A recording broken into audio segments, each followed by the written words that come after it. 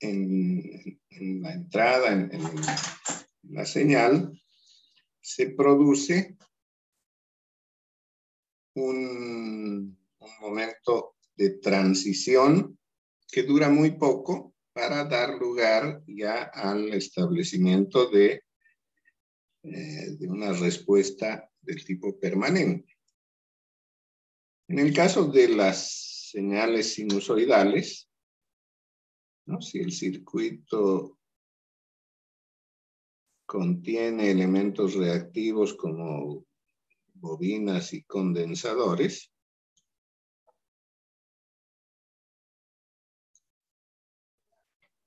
entonces, si la entrada al circuito proviene de una sinusoide, entonces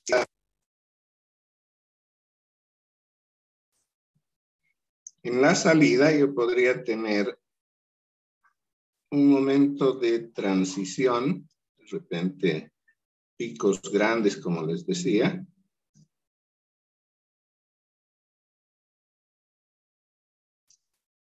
para luego dar lugar a un establecimiento ya permanente. Entonces, identificamos esas dos respuestas.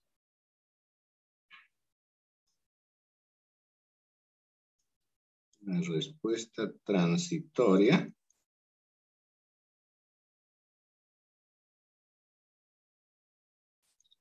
y la permanente.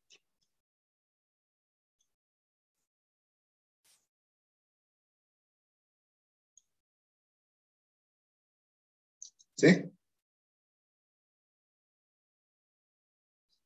Ahora, esa transitoria es importante, no es que no nos interese, es importante, pero es posible controlarla. ¿Ya? Entonces nos vamos a ocupar solamente de la respuesta permanente. Por eso el nombre, ¿no? Régimen sinusoidal permanente. Entonces vamos a ver cómo se comportan el voltaje y la corriente en un circuito con componentes reactivos como bobinas y condensadores, pero desde el punto de vista de esa respuesta ya permanente que va a durar todo el tiempo mientras haya energía. El estudio de este régimen, debido a que los componentes bobinas y condensadores responden mediante modelos íntegro-diferenciales, va a generar siempre ecuaciones de ese tipo, ecuaciones íntegro-diferenciales. Entonces, su tratamiento suele hacerse muy complejo si lo tratamos así matemáticamente. Lo que se ha utilizado son métodos que convierten esas relaciones íntegro-diferenciales en relaciones lineales. ¿Ya? Y bueno, esos métodos son aplicando transformadas integrales de Fourier o de Laplace. Entonces, para la solución,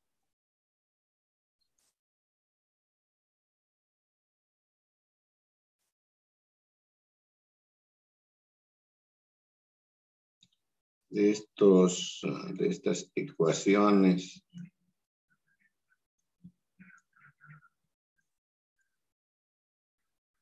que son del tipo íntegro diferenciales,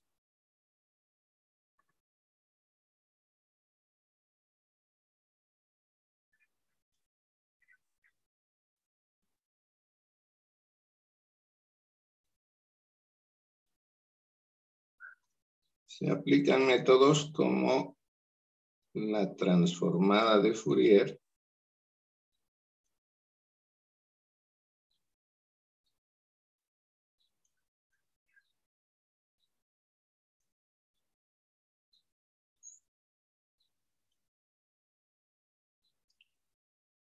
o el de la transformada de Laplace.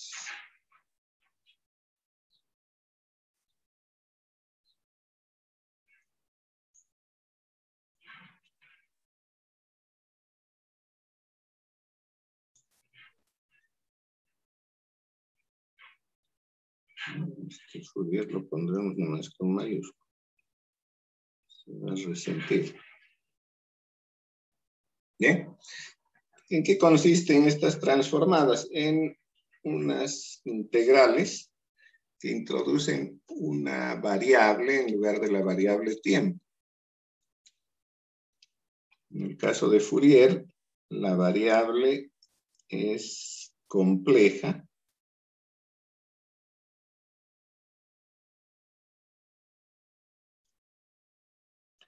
J es la unidad imaginaria, la raíz cuadrada de -1. Y omega viene a ser la frecuencia angular, la frecuencia a la que opera la señal. En cambio, Laplace utiliza una variable llamada S, que en esencia también es compleja. ¿Ya? Entonces, en cualquiera de los casos, el propósito de usar la transformada, una u otra, es cambiar la forma íntegro diferencial de la ecuación en una forma lineal. ¿Ya? Entonces, primero se la transforma, se convirtió en una forma lineal y se resuelve esa ecuación lineal y posteriormente, una vez que se tiene la solución, a esta se le aplica la antitransformada, con lo que se tiene ya la solución en el tiempo. Entonces, del circuito temporal se pasa al circuito transformado y de la solución transformada se pasa a la solución temporal. Resulta que en los circuitos con alimentación estrictamente sinusoidal, de la respuesta que se obtiene, nos interesan dos términos. Uno, la amplitud de la sinusoide, y el otro, el ángulo de fase. ¿Ya? Vale decir que si en el circuito yo introduzco una señal como esta,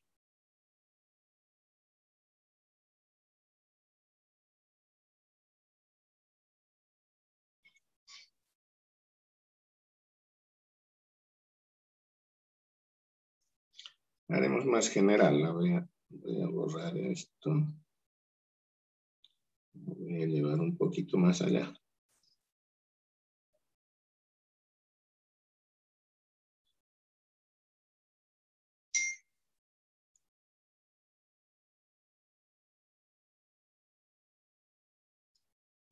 ¿Ya? Entonces tiene amplitud A sub I, frecuencia angular omega, y este phi sub I es el ángulo de fase de la señal de entrada. Entonces, esto es lo que introduzco al circuito.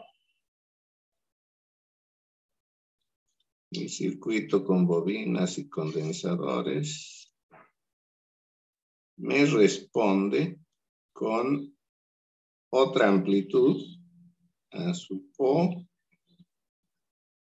y también seno de omega t, la misma frecuencia angular, pero con otro ángulo de fase.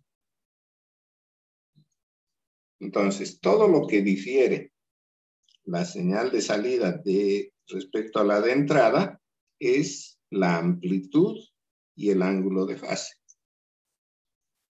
¿No? La respuesta tiene la misma frecuencia, pero diferente amplitud y diferente ángulo de fase. Entonces, de la respuesta que vayamos a obtener, Nos interesan esos dos factores, esos dos elementos.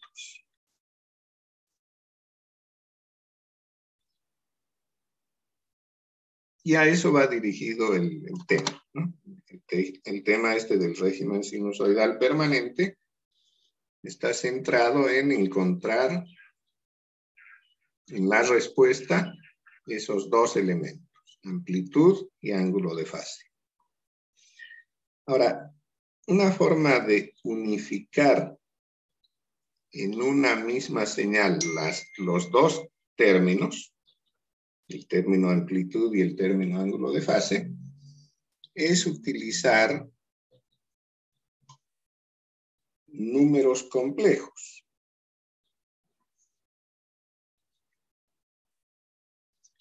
¿Qué es un número complejo?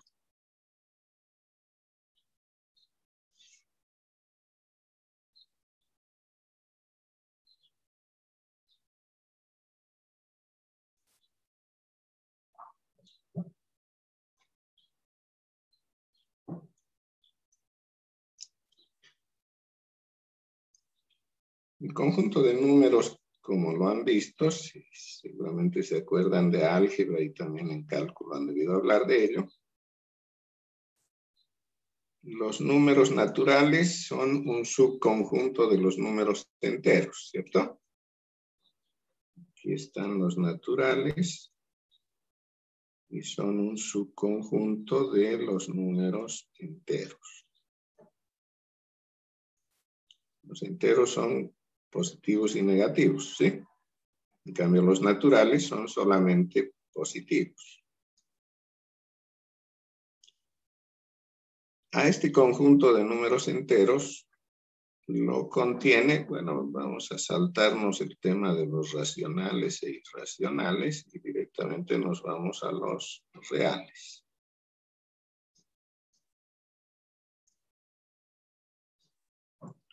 Bien.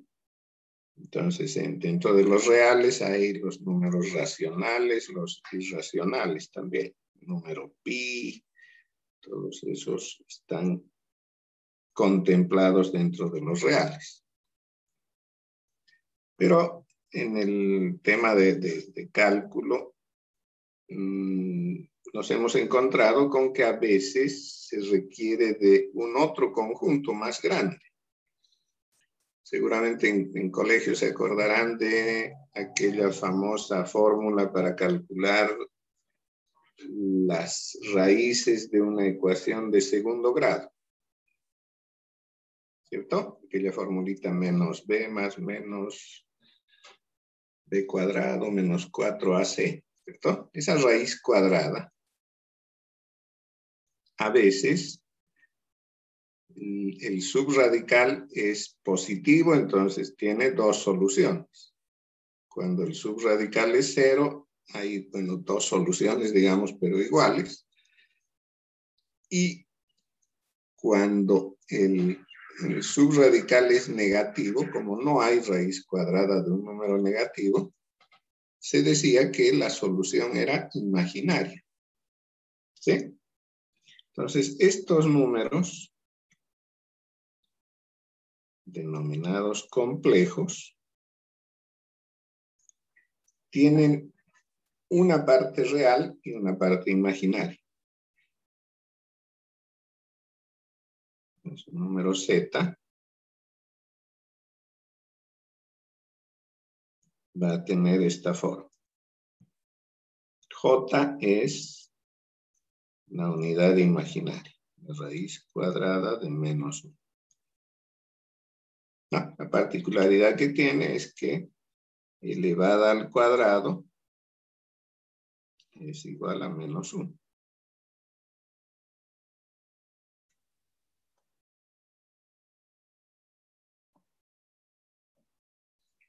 Entonces, el apropiarse de esta expresión, ¿no? De aceptar la existencia de estos números complejos, es lo que ha dado lugar a la solución de ese tipo de problemas.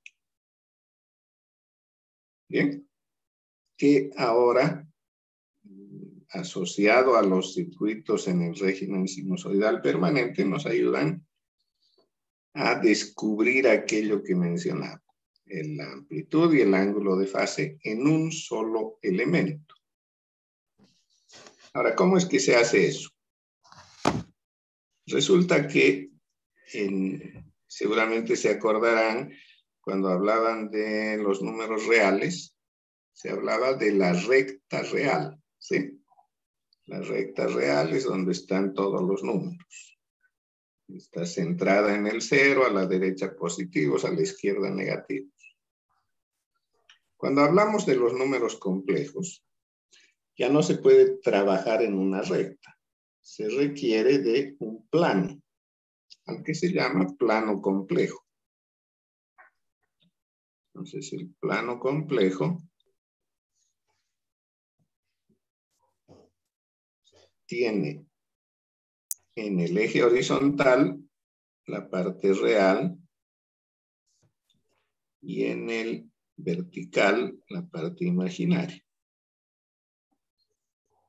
Entonces, un número como este Z, A más JB, se va a representar en este plano como un punto. Por ejemplo, este. A, B, ¿cierto?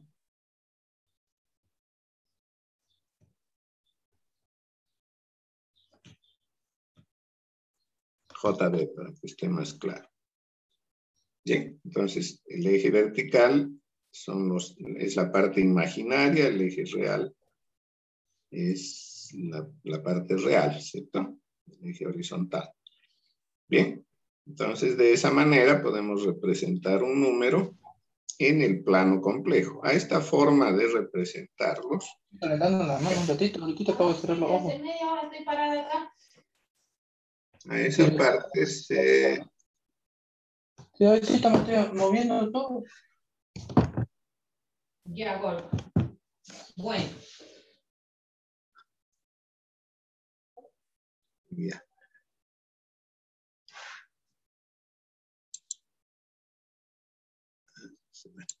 Ok, entonces a la forma decía que representa la parte real y la parte imaginaria en el plano complejo, se la denomina forma cartesiana. Pero no es la única forma de representar un punto en el plano complejo. También podríamos hacerlo mencionando la distancia desde el origen hasta el punto, la llamaremos R, y el ángulo que forma con el semieje horizontal positivo. ¿No? Entonces, ese mismo número Z, yo puedo representarlo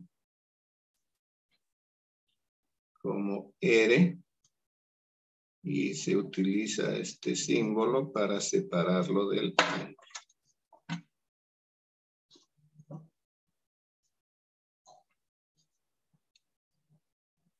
Ya, entonces, ¿qué quiere decir eso? Que tiene una distancia desde el origen hasta el punto igual a R con ángulo phi.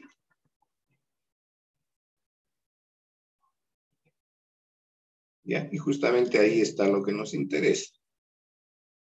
R viene a ser el radio, vale decir la amplitud de la sinusoide, y phi es el ángulo de fase.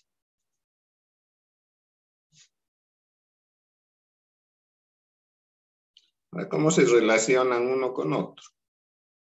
Vean que se ha formado un triángulo rectángulo aquí. ¿Cierto? Entonces la relación es algo que ya conocemos. R es igual a la raíz cuadrada de A cuadrado más B cuadrado, ¿no? Porque es la hipotenusa de ese triángulo. Y phi puedo tomar con la función tangente, ¿cierto? Cateto opuesto sobre cateto adyacente. Entonces, phi es el arco tangente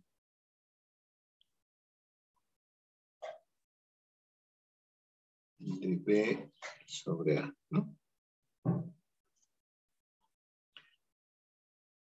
Desde el otro punto de vista, si yo conozco R y phi, puedo determinar también A y B, ¿no? A, como es el cateto adyacente, será R por coseno de phi. Y B es R por seno de phi, por ser el cateto opuesto. ¿Cierto?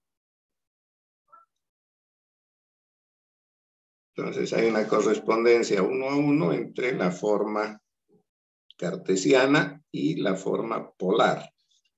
Este se lo llama cartesiano.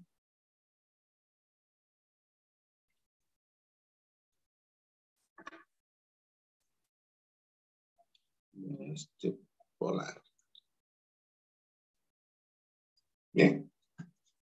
Entonces esa es la relación entre uno y otro. Entre la forma cartesiana y la forma polar de representar el mismo número, ¿sí?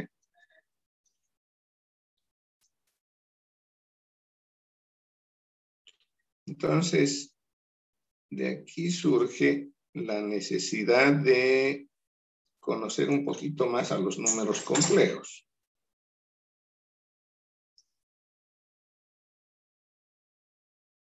Porque vamos a trabajar con ellos.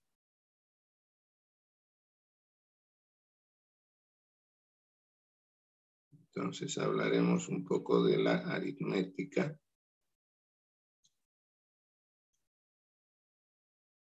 dentro de este plano complejo.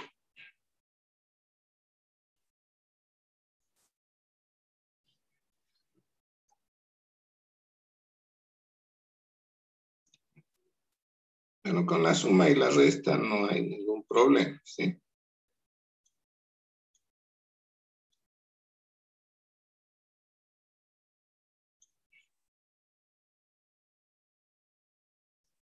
Si yo tengo dos números complejos, Z1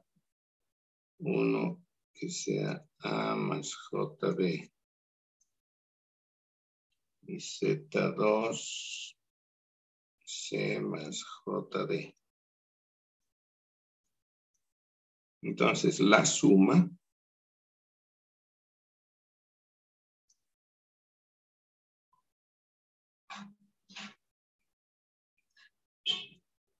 sí, pueden ver claramente, no hay, creo, motivo de duda de que va a sumar las partes reales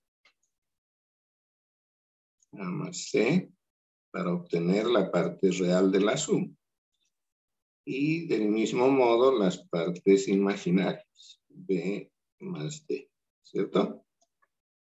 Ahora, si en lugar de suma sería resta, entonces en lugar de sumar las partes reales, voy a restarlas y lo propio con las imaginarias.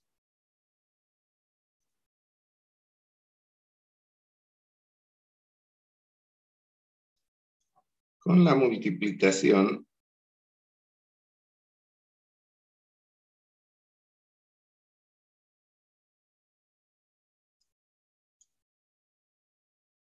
simplemente aplicamos la propiedad distributiva del producto para la suma. Entonces, cuando hago Z1 por Z2,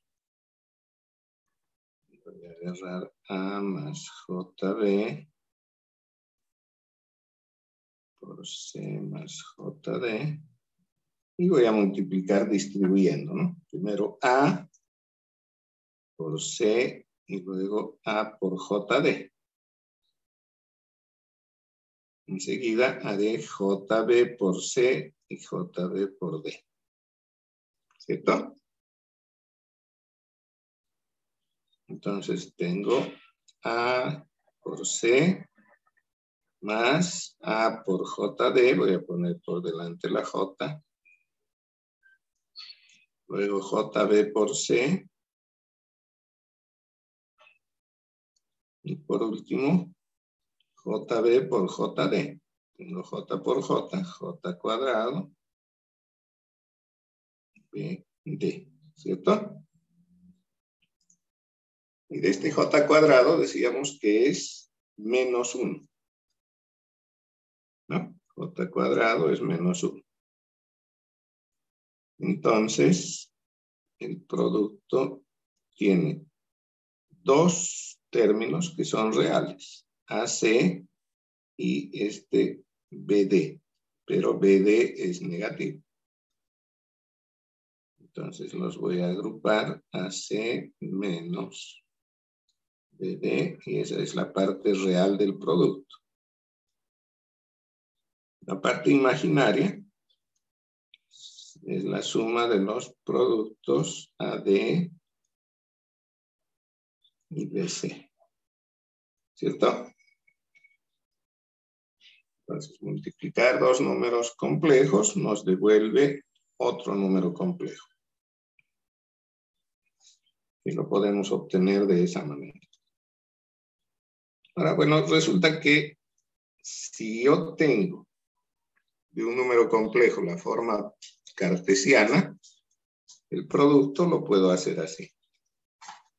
Ahora, si en lugar de la forma cartesiana conozco la forma polar, el producto es mucho más sencillo.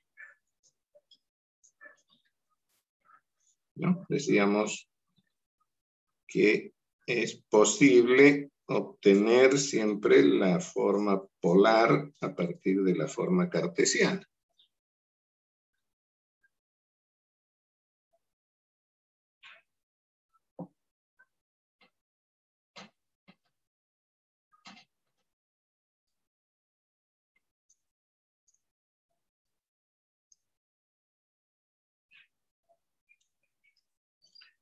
¿No? O sea, este número Z1 tiene R1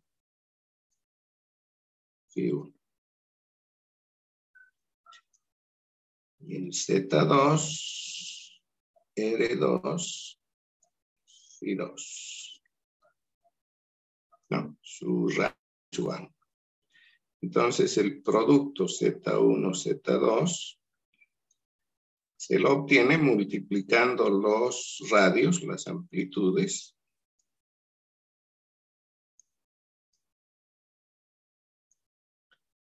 y sumando los ángulos.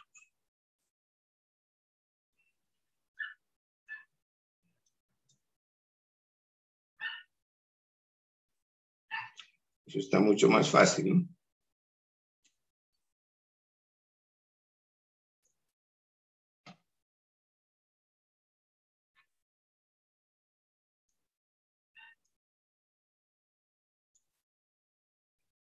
La división. La división Z1 dividido Z2 sería A más JB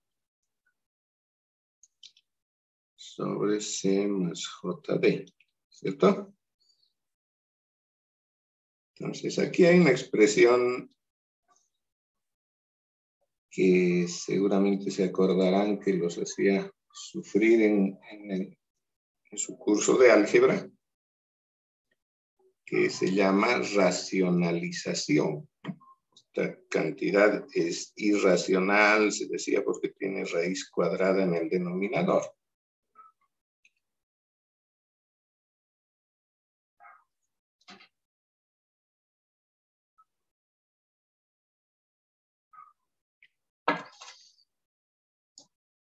Entonces, ¿qué se hacía para quitar esa raíz del denominador? Multiplicar por lo que se llamaba el conjugado del denominador. Aquí el conjugado viene a ser el conjugado complejo y se lo obtiene cambiándole el signo a la parte imaginaria.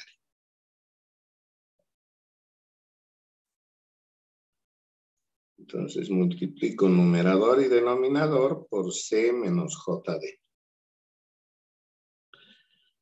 ¿Qué ventaja saco de ese producto?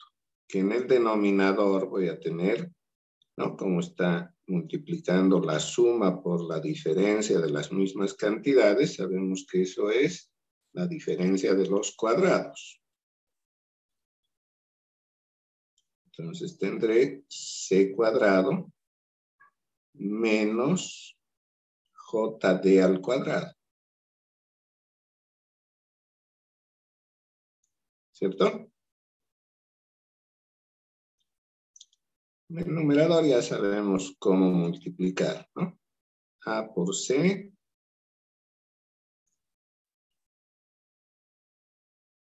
más menos sería, ¿no? JAD más JBC y menos J cuadrado BD.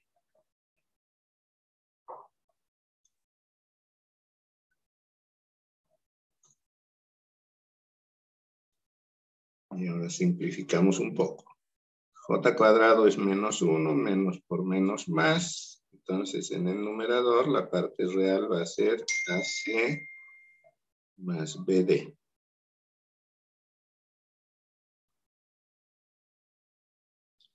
La parte imaginaria es nomás JBC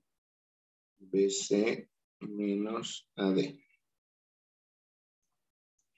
Y en el denominador, J cuadrado es menos 1, menos por menos más, y sería C cuadrado más D cuadrado. ¿Sí? Que sin importar el signo que tengan A y D, al cuadrado son positivos, por lo tanto se suman, no hay la posibilidad de que sea cero.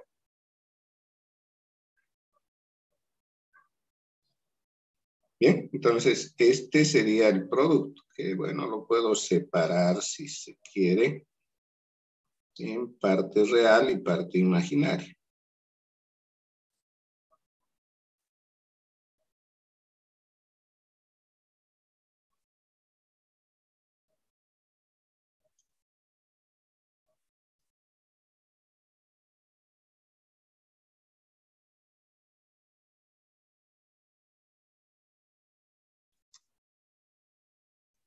Bien, entonces tiene su parte real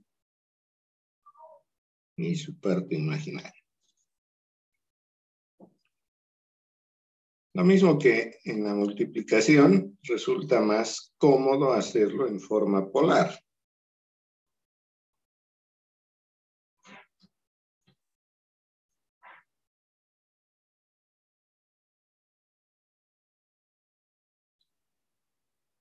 Entonces, Z1 dividido Z2,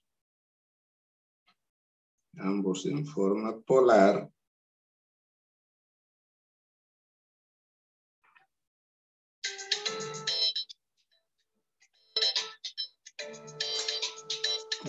Perdón, voy a atender un segundito esta llamada. Hola. ¿Aló? Hola, estoy en clase, dime.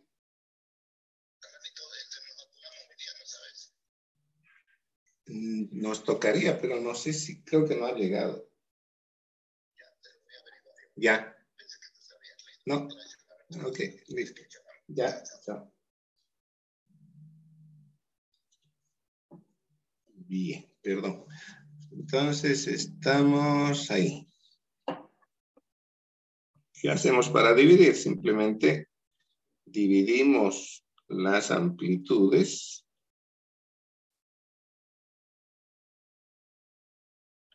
y restamos los ángulos de fase.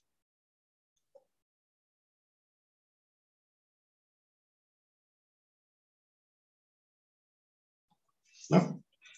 Entonces, evidentemente es mucho más fácil multiplicar y dividir en forma polar que en forma cartesiana.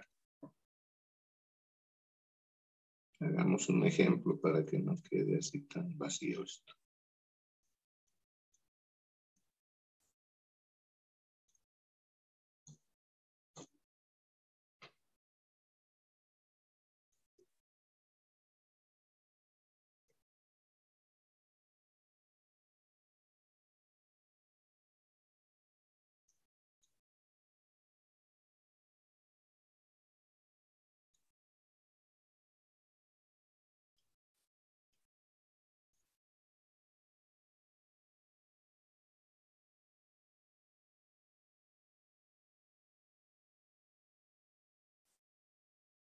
Ya.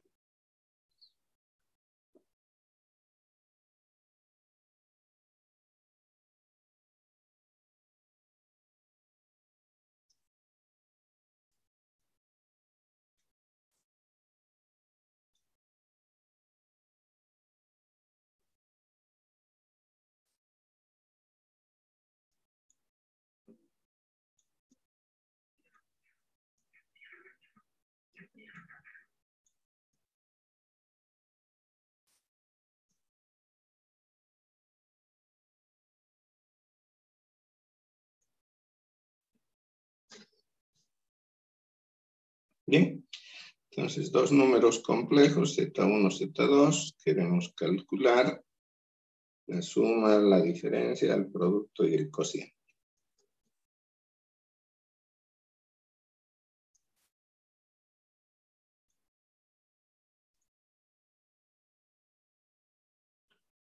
La suma evidentemente es muy sencilla, ¿no? Z1 más Z2 sería sumar las partes reales, 4 más 7, 11. Y la parte imaginaria, J3 menos J2, ¿sí? 3 menos 2 es 1, entonces sería menos J.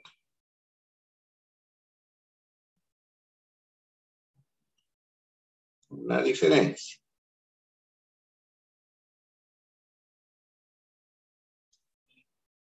4 menos 7 es menos 3 y más 3 menos menos 2 sería más 5, ¿no? J5. El producto.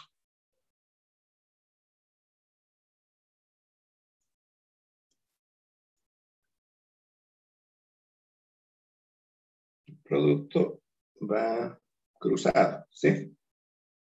Partes reales.